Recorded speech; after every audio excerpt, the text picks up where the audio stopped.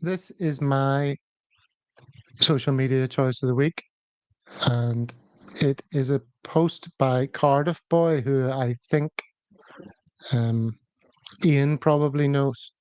I met Pat Jennings in London when I started working down there in 1990. He looks the same now.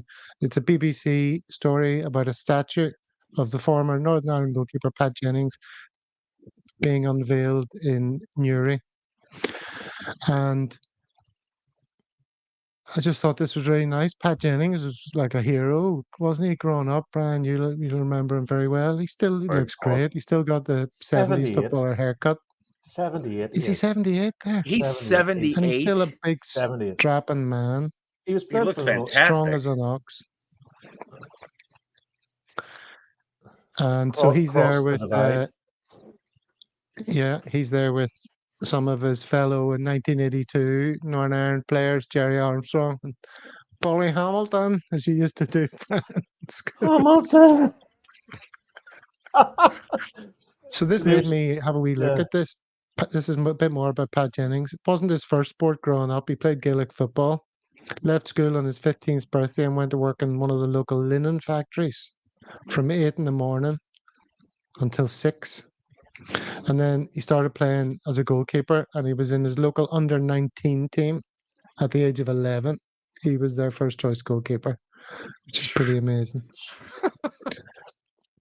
And then he went on to play for Spurs and Arsenal, and he made his debut for Northern Ireland playing alongside George Best. But unlike Best, he got the 2 World Cups, 82 and 86. Is that right? 86, yeah. I think he was still in his 40s. He was still playing. Yeah, he played for ages. But do you remember him as a goalkeeper? He used to catch the ball at every opportunity, which was amazing. He used to dive and catch it, sometimes with one hand. Absolutely brilliant. What are your memories of Pat Jennings, Brian? I remember him just lifting the ball. He used to lift the ball off the ground stationary with one hand. He's just a big gentle giant, you know what I mean, and just a nice guy. He played for Spurs and Arsenal, which not many have done, you know. And there was I don't know anyone has a bad word to say about him. He was a decent keeper, and even I don't know why he was dropped in the '86 World Cup. They put that other balloon in, Jim Platt or John. Was that his name? Jim Platt. He cracked up because he wasn't getting the games, and I think Platt came in and Northern Ireland let in too. But he was an absolute diamond, Pat Jennings. At 78, he's still fit as a fiddle. You know, amazing keeper. One of the great things about him is like a guy from our part of the world, Brian, is our sporting heroes always tend to be flawed geniuses, like George Best and Alex Higgins and all that. But Pat Jennings, absolute gentleman. Everybody speaks very highly of him. Has never, he's kept his nose clean. He's a great ambassador and all that, isn't he? Yeah, it's been like Martin as well. I saw Martin O'Neill the other night, and I can't believe the age of Martin. What's Martin, 70, 71 or something? He's getting on. Fit as a flea. But as you say, nice guy. Sort of kept himself to himself. Northern Ireland, a lot of people come out with talent and then hit the drink or the other substances.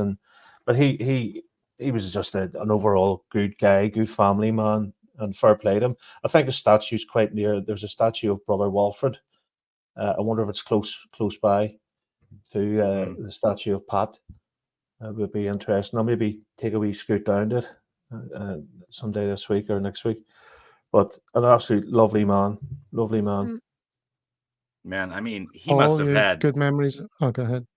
He must have had massive paws to be able to palm the ball like that on the move. I mean, because I saw Jordan do that in a couple games live. That's the only guy I've seen like just catch a basketball like one hand, not like cradling it, like boom, like you got to have some mitts to do that. I mean, that's incredible.